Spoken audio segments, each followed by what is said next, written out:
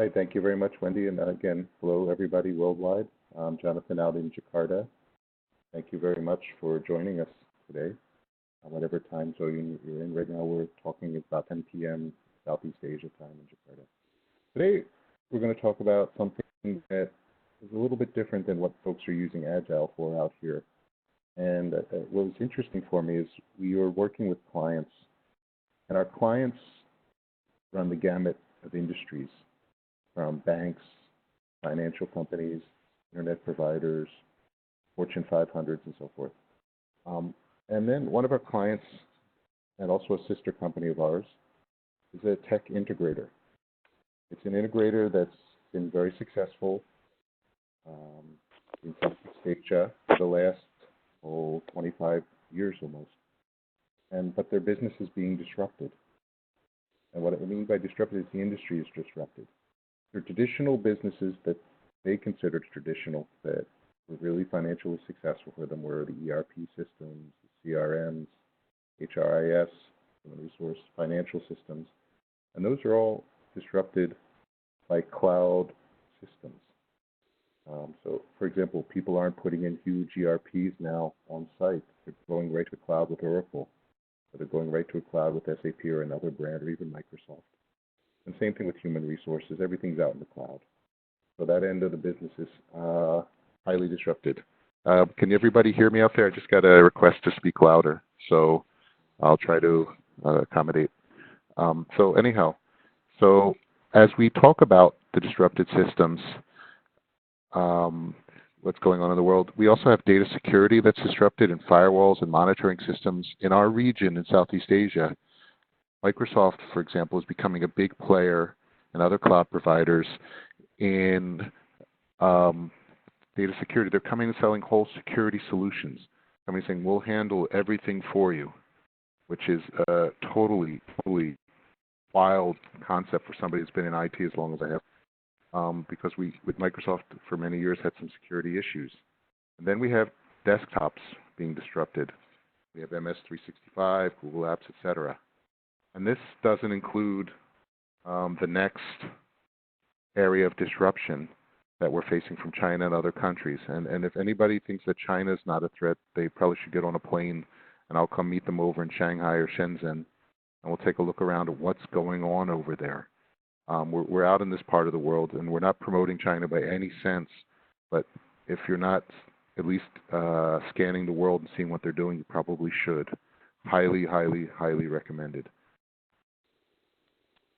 So, as part of this webinar that we're doing today, we took a look at disruptive era businesses that require Agile more than business process re-engineering. You have people out here trying to do the re-engineering, but we don't believe that some of these, especially our integrator client that we're talking about, needs BPR. They already have efficient processes. They've already proven themselves in many other businesses they're into, from everything from real estate to bakeries to office supplies. So they didn't need BPR, whereas BPR helps you produce better, faster, cheaper than before BPR. The caveat is you're still producing the same product, service, or outcome. So when we took a look at the business problem they're facing, we said in the area of disruption, you need to be able to rapidly innovate, and BPR does not allow that. It was never designed for that. It would not be enough to create the same Titanic and be expected to survive in the disruption era. We need to innovate and create a new boat with Agile and let the BPR team rearrange the furniture on the deck. So that's kind of a rough statement from somebody who understands BPR, but we believe that's what they need to do. And here's how we're kind of doing it. Some internal causes of corporate rigidity, which is the opposite of agility, are, for example, one of the biggest problems we see is meetings that have no impact. Imagine where you have everybody together, you have people coming in for days and days, and they're not getting anything done. We have a lot of that out here. Then we have lack of team input to agenda items that need to be discussed. That's another big issue.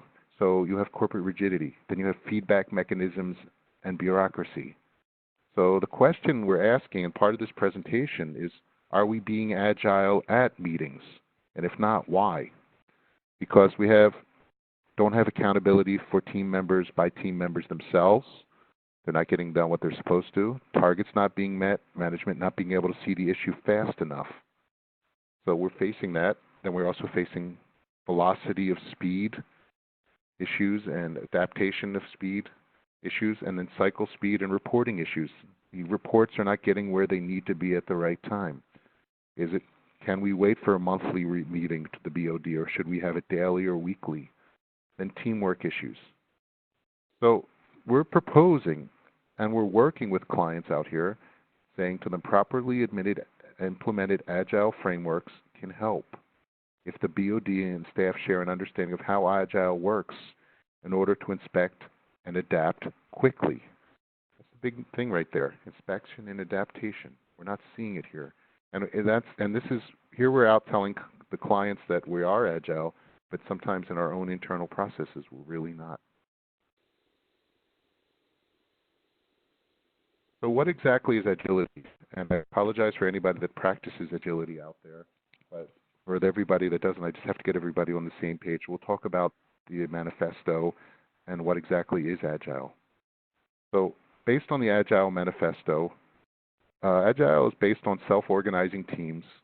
What does that mean? Accountability and collective responsibility by the team.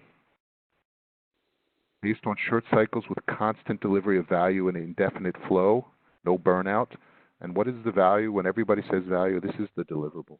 This is delivering what the client needs or what the internal need is. So whenever you hear the word value here, it's what we're talking about.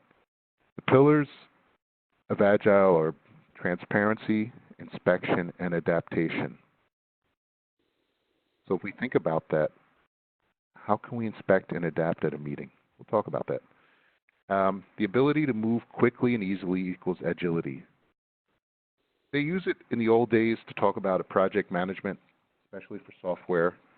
And this is characterized by the division of tasks into short work and frequent inspection and adaptation of plans. But I'm going to say it right up front. Agile is not for software projects only, even though it started with software. Some user cases that we have out here are even using Agile in a law firm. If you're handling, say, a legal firm that handles a lot of criminal work, the criminal cases run at a standardized set amount of times, like once a week, twice a week. And we're using Agile methods and pairing, for example, to actually really give the district attorneys out here a real bunch of gray hairs. So just some creative ways to use Agile. So as we move down, Agile is not for software projects, even though it started with software. And simply put, Scrum is an Agile method. It's one of the flavors of iterative and incremental product delivery. Iterative is repetition. Incremental is functional product delivery that uses frequent feedback and collective decision-making to control risk and increase predictability. So the benefit of what we're doing out here, imagine if you're dealing in a court case, for example. Something happens in court. You come back to the office. You have all the flows set up. You have the agility, the team's ready. The team starts the next daily stand-up, what they did yesterday, what they're going to do today, and what's in their way. And they say, well, the district attorney all of a sudden came up with this new piece of evidence. How do we adapt? Instead of one person as a lawyer handling it, you now have the team handling it. A much, much better way to deal with court. So let's take a look at the Agile Manifesto.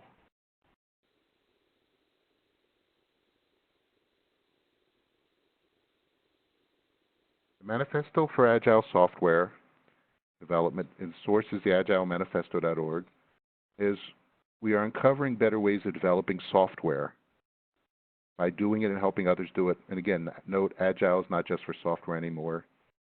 And through this work, we've come to value these Agile values. Individuals and interactions over processes and tools. The next one is working software over comprehensive documentation. Customer collaboration over negotiation of contract.